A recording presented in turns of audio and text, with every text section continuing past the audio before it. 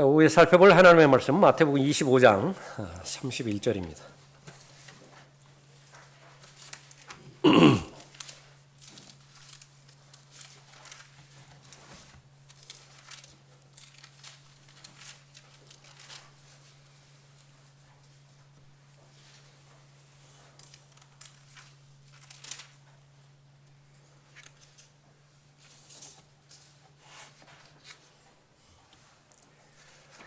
그 성경이 하나님께서 보존하신 성경이냐 아니면 그 왜곡되고 변개된 성경이냐 찾아보는 것은 어렵지 않게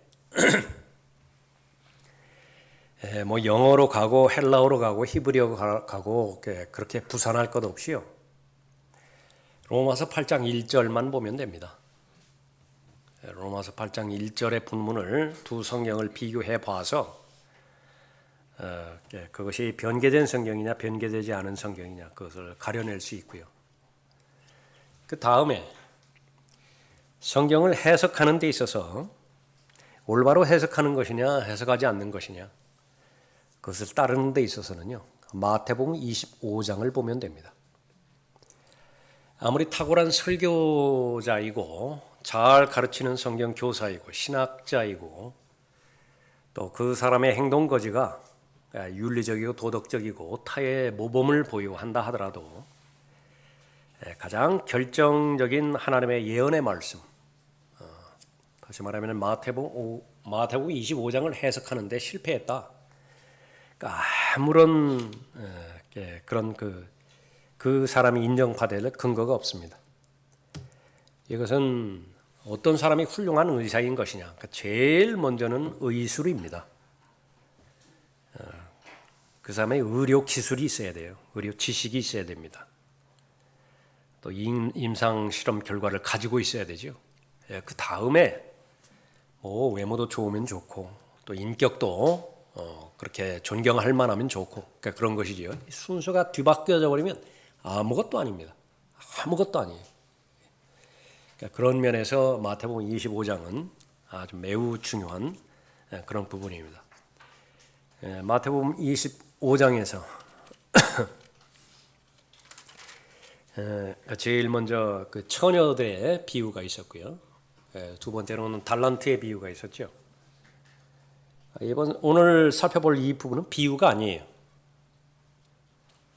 천국에 대한 비유가 아닙니다.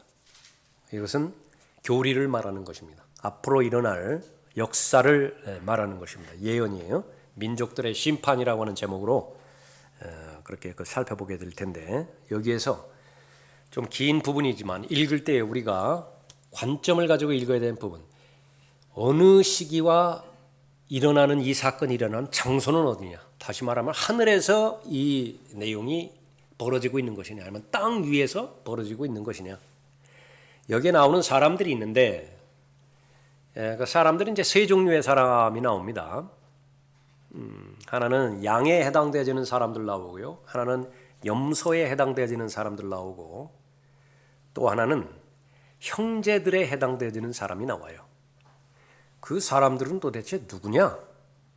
그 사람들이 그리스도인이냐? 아니면 예수 그리스도를 믿지 않고 구원받지 못하는 그런 그 죄인들이냐? 라고 하는 것을 그 관점을 놓고 그렇게 봐야 됩니다. 세 부류의 사람이 있는 것이죠.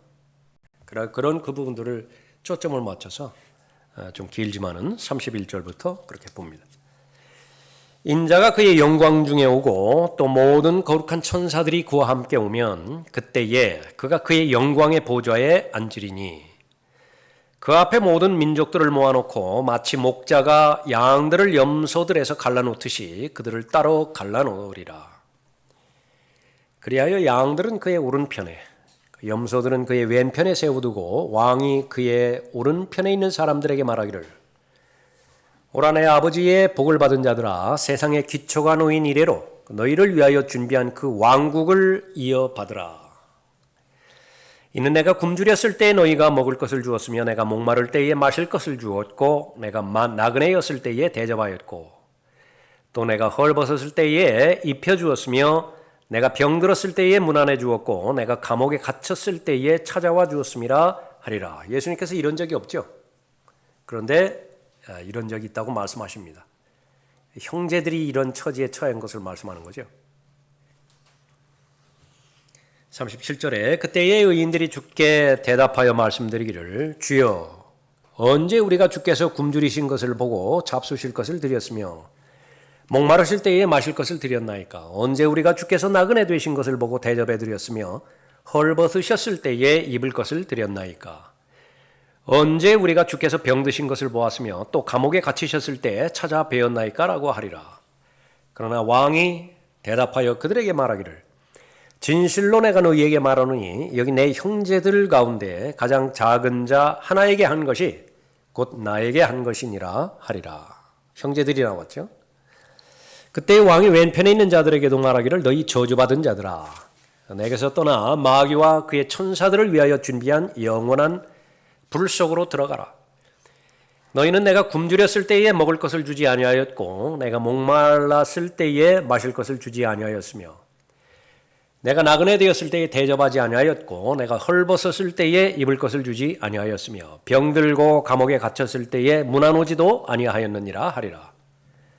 그때에 그들도 대답하여 말하기를 주여 언제 우리가 주께서 굶주리신 것과 목마르신 것과 나그네 되신 것과 헐벗으신 것과 병드신 것과 감옥에 갇히신 것을 보고 돌봐드리지 아니하였나이까라고 하리니 왕이 그들에게 대답하여 말하기를 진실로 내가 너희에게 말하노니 너희가 이들 중에 가장 작은 자 하나에게 하지 아니한 것이 곧 나에게 하지 아니한 것이니라 하리라.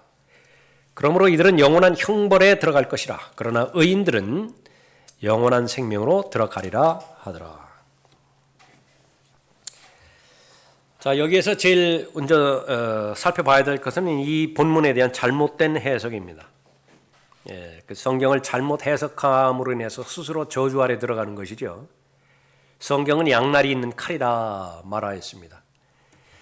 얼마든지 성경은 죄인을 구원해 줄 수 있고 상처를 치유해 줄 수 있고 또 탈골된 관절을 다시 자리 잡게 해줄 수 있는 능력이 있습니다. 살게 해주는 능력이 있어요.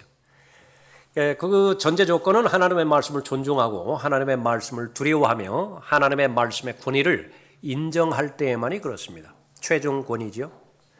그러나 그 반대로 자신이 최종 권위가 돼서 다시 말하면 자신의 이성이라든지 아니면 자신이 지금까지 경험해왔던 경험이라든지 아니면 교회가 지금까지 내려왔던 역사의 전통이라든지 이 세 가지가 하나님의 말씀보다 더 위에 있어서 최종 권위가 돼서 그 이성과 자신의 경험과 교회의 전통이 이 하나님의 말씀을 판단해버릴 때에 하나님의 말씀을 판단할 때에 다른 면의 날로 작용해서 엉망진창으로 만들어버리는 것입니다. 그 사람에게 피를 보게 만들고요. 또 하나님께서 하나님의 말씀으로 인해서 저주를 그렇게 저주 가운데 몰아가게 만드는 것이죠. 우리가 믿어야 될 것은 하나님의 말씀과 내가 맞부닥쳤을 때에 그 사람과 내가 대면했을 때에 그 사람의 능력은 이미 내가 그 사람의 마음을 읽기도 전에 내 마음의 상상을 이미 읽어버리는 사람 앞에 내가 섰다라고 하는 사실. 내가 겸손해지지 않을 이유가 없습니다. 내가 배우고자 하지 않을 그런 태도를 저버릴 이유가 없어요. 그분을 알기 때문에 그렇잖아요. 그런 능력 있는 분 앞에 내가 뭘 어쩌겠다고요. 그런데 반대로 내가 하나님의 말씀을 판단하고 내가 하나님의 말씀을 내 마음대로 내 의견을 관철시킬 이유로 하나님의 말씀을 도구화하고 하나님의 말씀을 자료화해서 그것이 성경 공부의 형태이든 설교의 형태이든 아니면 내 스스로 성경을 읽는 성경 공부의 형태이든 그렇게 도용해버리면 성경은 그 사람을 판단해버린다는 사실입니다. 그 사실을 우리가 잘 알고 하나님의 말씀을 존중해야 되죠. 그러면 하나님의 말씀을 존중하는 것은 무엇을 말하는 것이냐? 그러면 하나의 편지를 받아서 읽는 것과 똑같이 읽으면 돼요. 편지를 받아서. 제일 1차적으로 사람이 이 글을 읽을 때에 모두가 다 공통된 관점이 있는 것인데 그것은 문법적이고 또 역사적이고 그러니까 문자적으로 받아들이는 것을 말하는 것입니다. 어렵게 생각할 것 없어요. 신문하고 똑같다고요. 무슨 일간 신문에 어떤 기사가 났다. 그러면 제일 1차적으로 내가 문자적으로 받아들이는 것은 다 받아들이는 것입니다. 4,100명이 죽었다 그러면 4,100명으로 죽었다라고 말하는 것이에요. 그것이 우크라이나라고 말하면은 그것은 러시아 옆에 붙어 있는 우크라이나를 그걸 말하는 것이에요. 그러나 이제 이 문자적으로 받아들이지 힘든 것들이 있습니다. 그러면 그것은 이제 사람들이 사용하는 수사학적인 방법을 통해서 받아들이면 되는 것입니다. 젖과 뿔이 흐르는 땅이라 그러면 거기 문자적으로 받아들이기가 불가능하다고요. 강한 땅에 막 젖이 흘러요? 막 꿀이 흘러가지고 끈적끈적해요? 그러지 않다고요. 자, 그것이 상징을 말하는 것인지 비유를 말하는 것인지 의인화해서 그렇게 말하는 것이 그 사람이 풀하고 똑같이 취급을 해버렸다고요. 인생은 무엇이냐? 피었다가 시들어버리는 풀과 같대요. 그러면 그것을 문자적으로 받아들일 수 있어요? 문자적으로 문법적으로 받아들이는 것은 바로 의인화에서 기록되었다라는 것이죠. 어려울 거 아무것도 없습니다. 그것이 대화예요. 하나님의 말씀과 내가 대화하는 것입니다. 비유라고 말씀하셨으면 비유로 받아들이면 됩니다. 단 그 비유라고 말씀하셨을 땐 비유의 각 항목에 대해서는 성경이 스스로 해석해 주세요. 씨 뿌리는 자의 비유, 씨는 무엇이냐? 성경이 해석해 줘요. 씨 뿌리는 자는 누구냐? 성경이 스스로 해석해 주는 것입니다. 열매 맺는 밭은 무엇을 말하는 것이냐? 성경이 스스로 해석을 해주는 거예요. 그대로 받아들이면 됩니다. 예. 오늘 말씀 역시 마찬가지래. 이 민족들의 심판에 대해서 이것은 비유가 아니에요. 비유가 아닙니다. 예, 앞으로 되어질 일들을 말하는 것이죠. 이 부분을 잘못 해석하는 사람들, 의도적으로 해석하는 것인데요. 이 사람들이 믿기를 예수 그리스도의 보혈의 공로만으로 구원받지 못한다고 이미 결정해 놓았습니다. 자기 죄는 자기가 노력해서 해결해야지 어떻게 다른 사람의 공로로 자신의 죄가 해결될 수 있는 것이냐. 여기에서 출발한 것이죠. 그것이 자기 의죠. 하나님께서 그렇게 싫어하시는 자기 의를 고집하는 것입니다. 현대판 바리새인들이에요. 이 사람이 중요하게 여기는 것은 바로 행위 구원입니다. 행위를 통해서 구원을 받는 것인데 이 본문 말씀을 보았더니요. 본문 말씀을 해석하려고 해서 해석한 것이 아니라 자기 뜻을 관철시키는 데 있어서 성경을 계속 뒤적거려 봤더니 마태복음 25장이 그렇게 딱 들어맞을 수가 없는 것입니다. 예. 사사로운 해석이에요. 여기서부터 잘못돼 나가는 것이죠. 그래서 현대주의자들, 자유주의자들 행위 구원으로 교리를 그렇게 놓은 로마 카톨릭 이 사람들이 성경을 오용하는 것입니다. 예. 여기서 왕이 나오죠. 네, 왕이 나옵니다. 이 왕은 이 마지막 심판에서의 예수 그리스도라고 말하는 것입니다. 심판은 여러 가지가 있는데 특별히 두 심판을 대조를 할 것입니다. 하나는 땅 위에서 벌어지는 천년 왕국 전에 팔레스타인 땅에서 다윗의 보좌로 불려지는 주의 보좌. 예수 그리스도께서 앉으시면 다윗의 보좌가 이제 주의 보좌가 되는 것입니다. 왜 다윗의 보좌에 앉으시는 것이냐 그러면 그분이 다윗의 아들로 오셨기 때문에 그래요. 그래서 본문에서는 인자라고 말씀하셨죠. 그분이 오셔서 땅 위에서 민족들을 심판하는 것인데 이 민족들은 죽은 적이 없는 민족이에요. 죽어본 적이 없다고요. 산 사람들입니다. 반면에 천년 왕국이 지난 다음에 마지막 심판이 벌어지는데 그 심판의 장소는 허공입니다. 하늘이에요. 땅 위가 아니라고요. 왜 그러냐면 그때는 하늘과 땅이 다 없어져 버렸기 때문에 빈 허공이기 때문에 둥둥 떠 있는 상태에서 하나님의 보좌 앞에서 심판을 받는 것입니다. 그 심판받는 모든 대상은 죽었다가 최소한 1000년 동안 지옥에 있다가 이렇게 부활해서요. 의인의 부활이 있고 악인의 부활이 있죠. 의인만 부활하는 것이 아니라 악인의 부활된 몸으로 그렇게 마지막 심판에 서 있는 것이죠. 그 두 가지 심판을 대조하는 것입니다. 그런데 모두가 다 이 본문에 나와 있는 천년 왕국 이전에 땅 위에서 펼쳐질 이 민족들의 심판을 마지막 심판으로 그렇게 몰아가는 것입니다. 그러나 분명하게 여기서 나오는 인자라고 하는 왕, 예수 그리스도죠. 심판주의기는 심판주의인데 마지막 심판에서의 심판하는 그리스도가 아니라라고 하는 사실이에요. 이 사람들이 또 오용하는 것은 본문에 나오는 양, 구원받은 대상이죠. 이 양은 어느 시대에 살든지 어느 장소에 살든지 모두가 다 획일적으로 선한 행위를 행함으로 인해서 구원받은 대상들이라 그렇게 보는 것입니다. 십자가 이전이든지 십자가 이후이든지 선한 행위로 인해서 그렇게 구원받은 대상들이다. 왜 그러냐면 마지막 심판이라니까 마지막 심판이니까 그렇다는 것이죠. 그렇게 주장하는 것입니다. 또 똑같은 말로 염소에 해당되어지는 사람들, 이 사람들은 이제 저주를 받잖아요. 그 근거는 나쁜 행위 때문에 그렇다. 선한 행위를 하지 않고 나쁜 행위를 행했기 때문에 그런 것이다. 그런데 이제 곤란한 것은 형제들이라고 하는 또 다른 무리가 나옵니다. 이 사람들은 양무리에 해당되어지는 사람들과 똑같은 대상들로서 또 이 선한 행위들을 하는 사람들이라 그렇게 보는 것입니다. 자, 잘못된 것이 어떤 것인지 또 이렇게 제한된 시간 내에서 그렇게 살펴보도록 하죠. 자유주의자들, 현대주의자들, 로마 카톨릭 또 다른 행위 구원을 이렇게 가르치고 그 설교하는 모든 잘못된 그런 그 부류들. 제일 먼저 살펴볼 것은 무엇이냐면 본문에서 나오는 장면입니다. 장소 어디냐라고 하는 것이죠. 그래서 이 부분은 마지막 심판이 아니다라고 하는 거예요. 이 마지막 심판은 요한계시록 20장 11절 이후에 나오는데 그 특징을 보면 실제로 큰 백보자라고 나옵니다. 내가 큰 백보자와 그 위에 앉으신 분을 보니, 근데 그 다음의 특징이 그분의 면전에서 땅과 하늘이 사라졌어요. 베드로후서 3장에 있는 것처럼 현재 있는 하늘들과 땅들은 다 불태워져 버리는 것입니다. 불태워져 버렸다. 그래서 땅과 하늘이 사라졌습니다. 심지어는 그 심판의 대상인 그 심판의 대상들이 설 자리조차 없어요. 그러니까 발과 땅이 닿지 않는 것을 말하는 것입니다. 그러면 무엇이냐면 둥둥둥둥 떠 있어요. 허공에.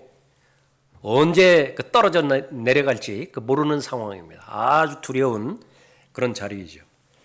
그런데 이 사람들이 누구냐 그러면 죽은 자들을 보니 그렇게 언급하고 있습니다. 그러나 마태복음 25장에서는 모두가 다 산 자들이에요.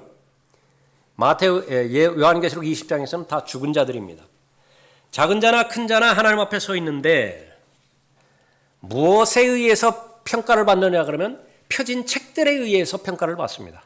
책들이 펴져 있어요. 거기 그 안에는 생명의 책도 있습니다. 책들이 펴져 있고 생명의 책도 펴져 있던 것입니다. 그래서 심판을 받는데 자기들의 행위에 따라서 심판을 받습니다. 그 행위는 어떻게 하는 것이냐 그러면 그 책들에 기록이 되어 있어요. 그 책들에 기록된 대로 자신의 행위에 따라서 심판을 받는 것입니다. 이 대상들은 지금까지 아담 이후로 이 심판이 벌어지기까지 천년왕국 끝까지 구원받지 못한 모든 사람들이 다 등장하는 것입니다. 바다에서 그 사람이 죽었어요? 그럼 바다가 개원합니다.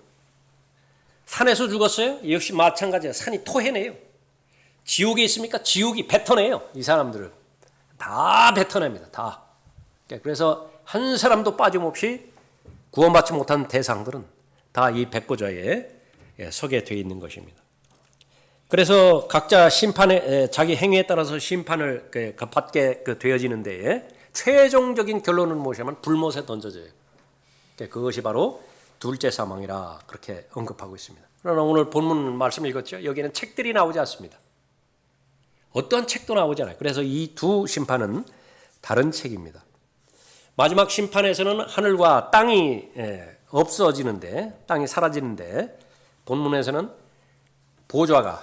주의 보좌가 땅 위에 있죠. 그 보좌에 인자가 왕이 그렇게 앉는 것입니다. 또 마지막 심판에서는 구원받지 못한 죽은 자들, 죽었다가 부활해서 나온 그런 자들이 심판받는 것인데 본문 마태복음 25장에서는 어떤 죽은 자도 등장하지 않습니다. 모두가 다 살아있는 사람들입니다. 살아있는 사람들, 민족들이라 그렇게 말하죠. 그 민족들이 두 부류로 나누어질 것이에요. 양의 민족이냐, 염소의 민족이냐 그렇게 볼 것입니다. 마지막 심판에서는 생명의 책에 그 이름이 기록되어 있는가, 기록되어 있지 않는가, 그것이 심판의 기준인 것인데, 본문에서는 심판의 기준이 무엇이냐면 어떤 특정 대상이 있어요. 예수님께서 부르시는 형제들이라고 하는 대상이 있습니다. 그 형제들을 어떻게 대우하였느냐, 선하게 대우하였느냐, 그렇지 않았느냐, 그것이 바로 심판의 기준이 되어지는 것입니다. 그러면 그 심판의 결과는 무엇입니까? 심판의 결과는 본문에서는 왕국을 상속받아요. 본문에서는 왕국을 상속받는 것입니다. 그러나 마지막 심판에서는 아무도 왕국을 상속받지 않아요. 왜 그렇습니까? 왕국은 이미 끝나버렸다. 천년왕국은 이미 지나가 버렸어요. 자, 그런 그 부분들에 대해서 장면, 크게 전체적인 면에서 본문에 대한 배경, 장면 이 부분을 살펴봤고요. 그 다음에는 이제 이 인자라고 하는 말입니다. 거기에 31절 보십시오. 인자가 그의 영광 중에 오고, 대상이 이제 인자예요. 바로 예수 그리스도를 말하는 거죠. 성경에서 예수 그리스도 이름 세 가지입니다. 하나는 하나님의 아들이고요. 하나님을 계시할 때, 예수 그리스도께서 하나님이심을 계시할 때 하나님의 아들이라고 말하죠. 요한복음에서 주로 인용하고 있습니다. 그 다음에는 이제 인자예요. 사람으로 오신 바로 하나님이시죠. 인자입니다. 근데 사람으로 오셨다라고 하는 그 부분은 너무나 막연한 것이고요. 본문과 관련돼서 심판하시는 하나님이시다라고 할 때의 인자를 사용하십니다. 그 다음에는 더 협의적인 면에서 다윗의 아들이라고 하는 말이 나오죠. 다윗의 아들. 그것은 인자가 포용하는 것은 전체 인류를 다 포함하는 부분이지만 다윗의 아들 할 때는 특별히 이스라엘을 겨냥해서 언급하고 있습니다. 이스라엘의 왕으로 오셨을 때 다윗의 아들이라, 다윗의 후손으로부터 오셨다라고 하는 그 부분인데, 그러나 초림과 재림 때의 특징이 뭐냐면 예수님께서 육체를 가지고 오셨다라고 하는 것을 사람들이 보죠. 초림만이 아니라 초림과 재림이에요. 그때의 인자라고 하는 말을 사용할 텐데, 그때의 개념은 인자라고 하는 말이나 다윗의 아들이라고 하는 말이냐 거의 차별이 없습니다. 다윗의 아들은 이스라엘과 관련된 사역을 그렇게 행하실 것이고요. 인자라고 하는 그 말은 본문에서 말하는 것처럼 모든 민족들을 심판하실 것이에요. 그런데 똑같은 것은 오시는 것이에요. 육체를 입고 오신다 그 말이죠. 사람들이 그것을 이제 보는 것을 말하는 것입니다. 그 다음에 이제 세 부류의 사람들이 나오죠. 양들이 나오고 염소가 나오고 형제들이 나옵니다. 우선 양. 이 양은 이 시대에 구원받지 않은 사람들을 말하는 것이 아니에요. 구원받은 사람은 양이고 구원받지 못한 사람은 뭐 염소고 그렇게 말한다. 제가 이 부산 이렇게 아직 완전히 정착하지 않았을 때, 그러니까 영등포 그 역에서 기차 타고서 이제 부산으로 내려올 시간이 됐었는데, 그러니까 거기서 설교하는 사람이 있더라고요. 저도 이제 거리 설교하기 시작한 지 얼마 안 됐으니까 유심히 봤죠. 그랬더니 제법 잘 하는 것 같아요. 마지막에 망쳐놓는 것입니다. 염소들 민족이 끼면 안 된다고, 양들이 되어야 된다고, 그렇게 한다.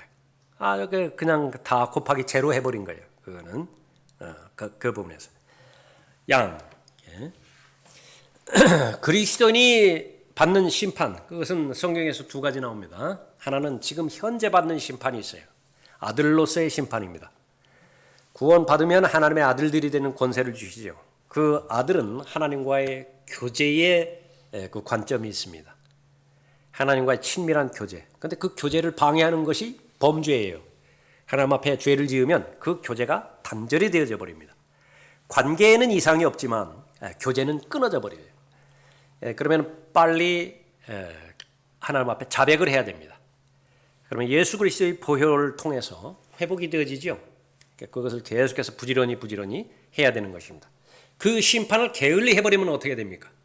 고린도전서 11장에 있는 것처럼 시름시름 앓아요. 병들어요. 상당수가 죽어요. 그리스도인이 앓고 병들고 죽는 원인 가운데 하나는 죄가 직접적으로 연루될 경우가 있습니다.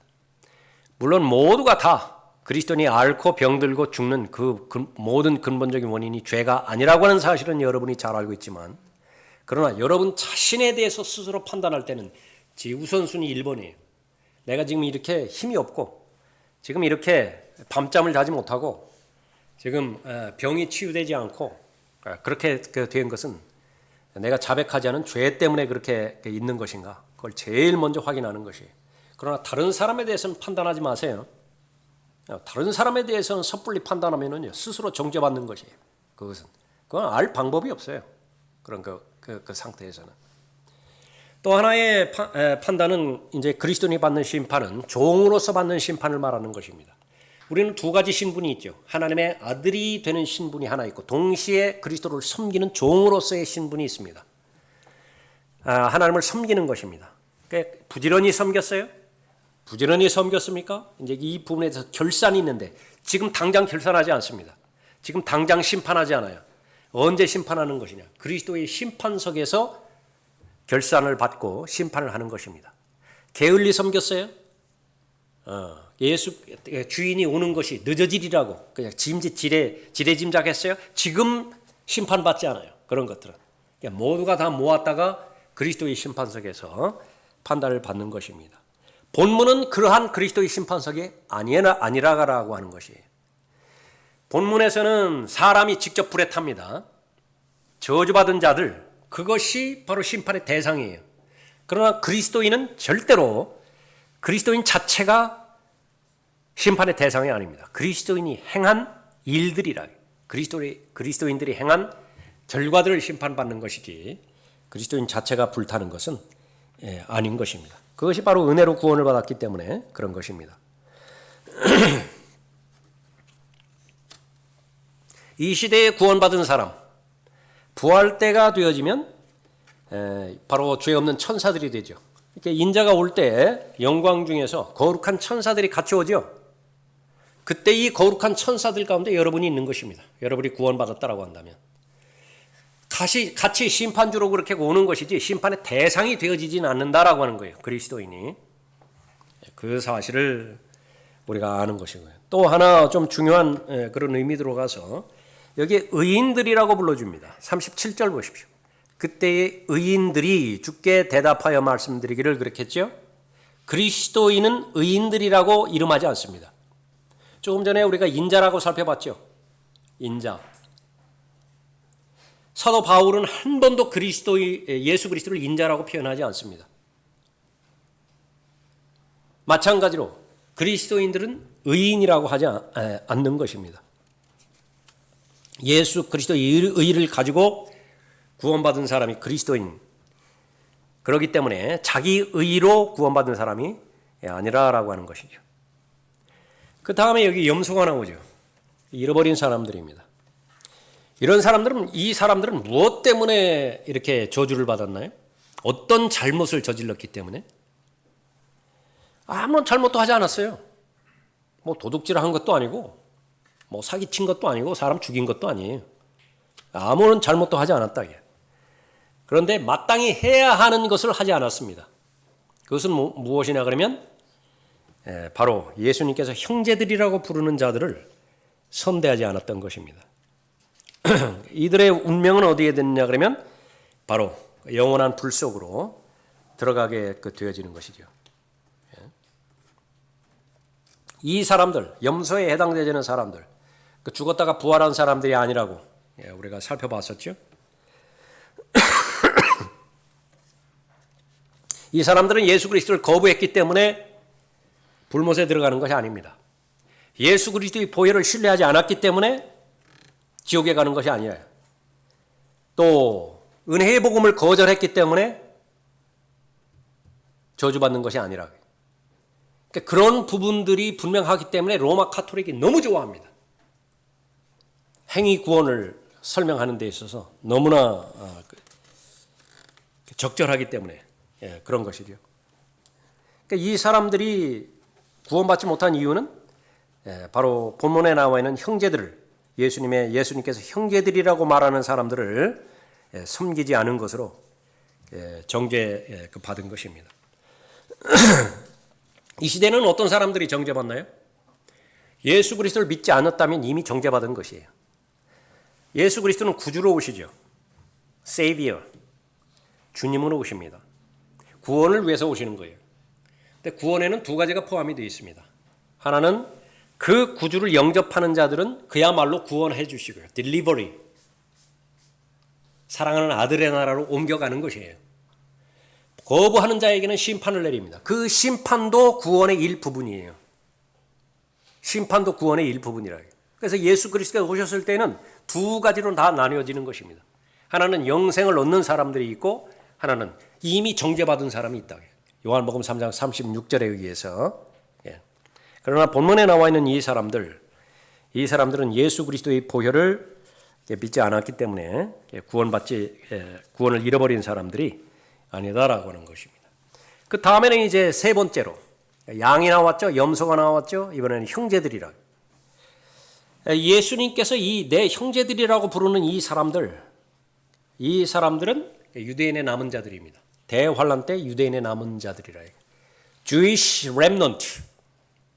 이 사람들은 뭐 하는 것이냐? 환란 동안에 모든 민족들에게 왕국 복음을 전파하는 사람들이에요. 왕국 복음을 전파한다. 이 remnant, 그 남은 자들이. 그러면 이 사람들을 그리스도인으로 보게 되면 그리스도인은 어떻게 구원을 받게 되는 것이냐?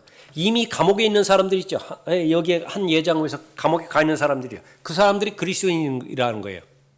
그러면 그 그리스도인이 감옥에 갇혔을 때에 그 사람들에게 먹을 거 넣어주고 옷도 그렇게 넣어주고 그러면 구원받는 것인데 사람들이 말하는 소위 감옥사역입니다. 감옥사역을 하는 사람들은 구원을 받고 그거에 대해서 무관심한 사람들은 구원을 받지 못한다라고 하는 것인데 이보다 더 어리석은 이론이 없어요. 어리석은 신학이 아주 이 부실한 신학이 없는 것입니다. 본문에 나오는 형제들, 이 살과 피를 가진 유대인들을 말하는 것이죠. 그 다음에 영광의 보좌가 나옵니다. 이 영광의 보좌는 지상에 세워지는 다윗의 보좌를 말하는 것입니다. 마태복음 19장 28절이라든지 에레미야 14장 21절이라든지 누가복음 1장 30절 이후에서 아주 자세하게 나오죠. 다윗의 보좌, 영광의 보좌를 말하는 것입니다. 이 영광의 보좌와 보좌를 큰 백보좌, 이것을 절대로 혼동해서는 안 되는 것입니다. 다른 것이에요. 또 하나는 하늘나라에 있는 heavenly place, 왕국이 세 가지가 있죠. 천국, 지상에 세워질 왕국이 있습니다. kingdom of heaven, 그때의 heaven은 위성을 말하는 거예요. 달, 화성, 지구, 이러한 것들, 그런 것들이 heaven이라 말이죠. heaven. 분명히 물리적인 천체 위에 세워질 왕국이 있습니다. 그 천국이라고 불렀다고요. Kingdom of Heaven. 하나님의 나라가 있습니다. 영적인 나라예요. 그러니까 도덕적인 나라이고 눈에 보이지 않는 나라입니다. Kingdom of God입니다. Kingdom of God. 그러나 이 Kingdom of God과 Kingdom of Heaven 둘이 천년왕국 때는 서로 만나는 것입니다. 믹스가 되어지는 것입니다. 그때의 하나님의 나라를 볼 수 있어요. 볼 수 있다고요. 그래서 요한복음 3장에 의하면 먼저 하나님의 나라에 들어가고요. 거듭나면 그 다음에는 천년왕국 때에 하나님의 나라를 볼 수 있는 것입니다. 거듭나지 못하면 보지 못해요. 또 하나의 나라가 있는데 Heavenly Kingdom입니다. 그것은 지리적으로, 위치적으로 둘째 하늘 넘어 셋째 하늘의 실제적인 위도와 경도로 규정지을 수 있는 셋째 하늘이 있어요. 거기에 하나님의 보좌가 있습니다. 예수 그리스도의 보좌가 있어요. 그 보좌하고 팔레스타인 땅 위에 있는 영광의 보좌, 주의 보좌하고 같은 것으로 보면 안 돼요. 그러니까 다른 것입니다. 다른 것. 본문에서는 바로 이 영광의 보좌가 바로 다윗의 보좌라고 하는 사실을 아는 것입니다. 시간과 장소, 대환란 끝이죠. 팔레스타인에서 언급하는 것입니다. 요엘 3장 9절의 말씀인데 너희는 이것을 이방인들 가운데 선포하라. 전쟁을 예비하며 용사들을 깨우고 모든 전사들로 가까이 오게 하며 그들로 올라오게 하라. 너희 보습을 쳐서 칼을 만들고 너희 낫을 쳐서 창을 만들라. 약한 자로 나는 강하다 말하게 하라. 너희 모든 이방들아 모여서 오라. 다 함께 주위에 모이라. 오 주여 주의 용사들로 그곳으로 내려오게 하소서. 이방으로 깨어서 여호사밧 골짜기로 올라오게 하라. 이는 내가 거기 앉아서 주위의 모든 이방을 다 심판할 것임이라. 너희는 낫을 대라. 그리고 곡식이 익었음이라. 너희는 와서 밟으라. 이는 포도즙들이 가득 차고 독들이 넘쳐남이니 그들의 죄악이 크기 때문이라. 결단의 골짜기에 많은 무리들이 있으니 이는 주의 날이 결단의 골짜기에 있음이라. 해와 달이 어두워지고 별들이 그들의 빛을 거두리라. 요엘 3장 9절부터 15절까지의 말씀인데요. 예수님 오시기 전에 미리 기록된 말씀이에요. 예수님께서 그 똑같은 맥락을 인용을 하시지는 않았지만 그 앞으로의 미래의 사건을 지금 말씀하고 있는 것입니다. 그 똑같은 사건이에요. 이것이 요한계시록 14장에서 똑같이요. 곡식은 거두어서 곡식 창고로 거두어 드릴 것이고요. 포도송이는 이제 짓이겨서 포도즙들의 짓이겨서 심판하실 것입니다. 똑같이 민족들의 심판을 말하고 있습니다. 25장 41절 보십시오. 그때의 왕이 왼편에 있는 자들에게도 말하기를 너희 저주받은 자들아 내게서 떠나 그와 천사들 마귀와 그의 천사들을 위하여 준비한 영원한 불 속으로 들어가라. 영원한 불이 있죠. 영원한 불은 절대로 비유가 아닙니다. 문자 그대로 영원한 불이에요. 그래서 또 영원한 생명이 있습니다. 46절에 그러므로 이들은 영원한 형벌에 들어갈 것이라. 그러나 의인들은 영원한 생명으로 들어가리라. 여기서 말하는 영원한 생명도 무슨 비유를 말하는 것이 아닙니다. 문자 그대로 영원한 생명을 말하는 것인데 더 구체적으로 말하면 성경에서 언급하고 있는 그런 것 상속을 말하는 것이죠. 자, 대환란이 끝났습니다. 예수 그리스도께서 민족들을 심판하셨죠. 양의 민족과 염소의 민족으로 지금 가르고 있습니다. 어떤 특정한 민족들 전체가 양의 민족이고 어떤 특정한 민족 전체가 염소의 민족이고 그래서 양의 민족은 왕국으로 들어가고 염소의 민족은 불 속으로 들어가고 저주받고 그런 것이 아니에요. 전체 민족을 다 모았을 때에 예수님께서 규정한 양에 해당되는 대상이 있어요. 유대인들에게 선대한 개개인들입니다. 예수님께서 규정한 염소의 민족이 있어요. 유대인들에 대해서 선대하지 않은 개개인 민족들이에요. 개인들입니다. 그러니까 그렇게 해서 나뉘어지는 것이죠. 그러면 왕국으로 들어간다. 그때의 왕국은 무엇이냐면 천년왕국이에요. 천년왕국은 바로 그 성경에서 언급하고 있는 바로 하나님의 나라에 대한 상속과 관련된 하나님의 나라죠. 하나님의 나라에 들어가는 것, 그것은 거듭나면 들어가는 것입니다. 그러나 하나님의 나라를 상속받는 것은 예수 그리스도를 섬기는 조건 하에서만 가능한 거예요. 예수 그리스도와 동행하지도 않고 계속해서 불법적으로 위법하고 불순종하고 그렇게 해서 계속해서 더러운 죄들에만 연루되어 있다. 그럼 하나님의 나라에 들어가기는 했지만은 그 사람은 하나님의 나라를 상속받지는 못한다고 계속 경고하고 있습니다. 에베소서 5장에서 고린도전서 6장에서 갈라디아서 5장에서 그런 것이 바로 천년왕국에서의 그 상속을 말하는 것입니다. 마태복음 24장, 25장 아주 질긴 고기에 해당되어지는 그 본문입니다. 하나님의 말씀 가운데서 가장 어려운 부분이 성경에서 마태복음이 제일 어려운 책인데 그 가운데서도 가장 어려운 책 마태복음 5장, 6장, 7장과 마태복음 24장, 25장입니다. 그 다음에 나머지 부분에서는 사도행전 2장이라든지 히브리서 6장이라든지 아주 질긴 고기에 해당되어지는 것이죠. 그러니까 이 부분을 마태복음 24장과 25장을 잘 공부하고 성령께서 인도해 주시는 대로 올바로 잘 해석했다라고 한다면 어떤 성경이든지 이제 여러분은 자유롭게 이렇게 대면할 수 있고 잘 감당할 수 있는 것입니다. 그런데 이제 이 부분을 잘못 받아들였다고 한다면 이 근본주의자들이 말하는 것처럼 십자가 이전이나 십자가 이후나 모두가 다 십자가를 바라보고 구원을 받는다든지 또 이 행위 구원 이 시대에도 교회 시대에도 행위 구원에 의해서 구원이 이루고 행위가 받쳐주지 못했을 때에 이 은혜 시대에도 구원을 잃어버린다라고는 그 잘못된 가르침을 그렇게 받는다든지 그렇게 된다고 한다면 성경은 성경끼리 충돌이 일어날 수밖에 없는 것입니다. 충돌이 일어나면 손상당하죠. 하나님의 말씀이 훼손을 당하게 되어지는 것입니다. 모든 기록된 성경들이 단 한 구절도 충돌되지 않고 서로 조화를 이루면서 완전한 하나님의 말씀, 완벽한 하나님의 말씀으로 제시되기 위해서는 하나님께서 말씀하신 것처럼 성령께서 말씀하신 방법대로 하나님의 말씀을 올바로 나누어야 돼요. 창세기 1장부터 율법이 주어지기 이전인 출애굽기 20장까지, 그때는 양심을 통해서 은혜가 작용하는 때입니다. 양심을 통해서 은혜가 작용하는 때예요. 출애굽기 20장에서 율법이 주어지죠. 율법은 어디까지 가는 것입니까? 십자가까지 가죠. 마태복음 26장까지라고 해요. 성경에서 가장 넓은 그런 범위를 차지하고 있습니다. 그때의 구원받는 방법은 믿음과 행위예요. 믿음만으로 구원받지 못해요. 행위가 반드시 받쳐줘야 되는 것이지요. 그 다음에 마태복음 26장에서 사도행전 7장, 8장까지 이 부분은 어떠한 교리도 정립될 수 없어요.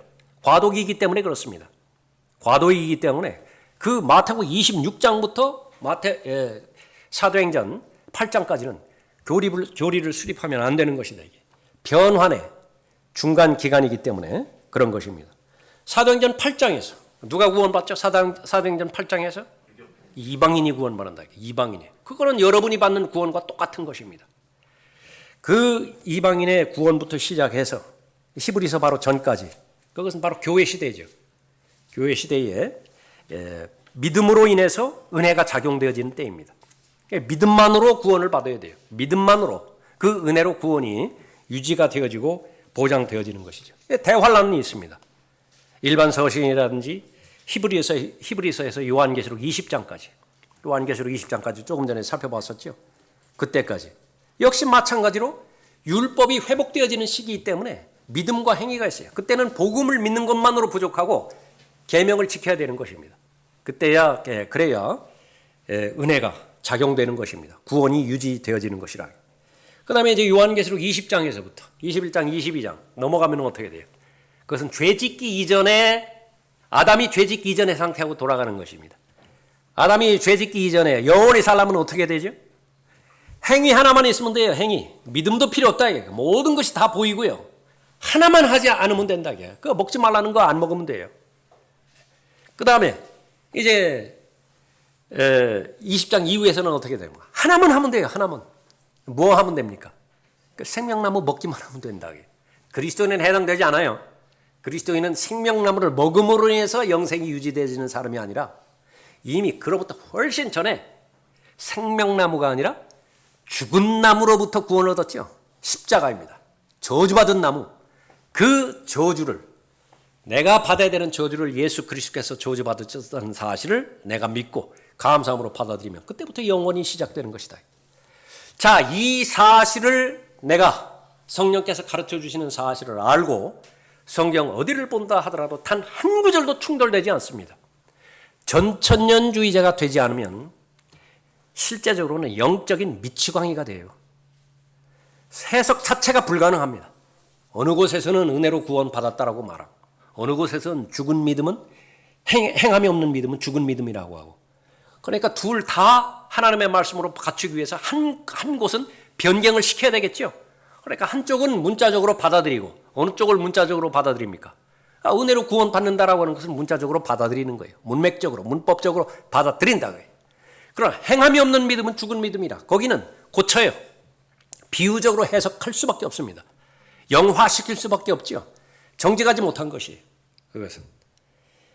그 모든 부분에 대해서 올바른 본문과 올바른 해석과 올바른 적용을 하기까지 진리의 영이신 성령 하나님께서 여러분의 삶을 인도하시고 지금까지 주관해 주셨다는 것은 바로 복 가운데 복이죠. 단 하나만 하면 됩니다.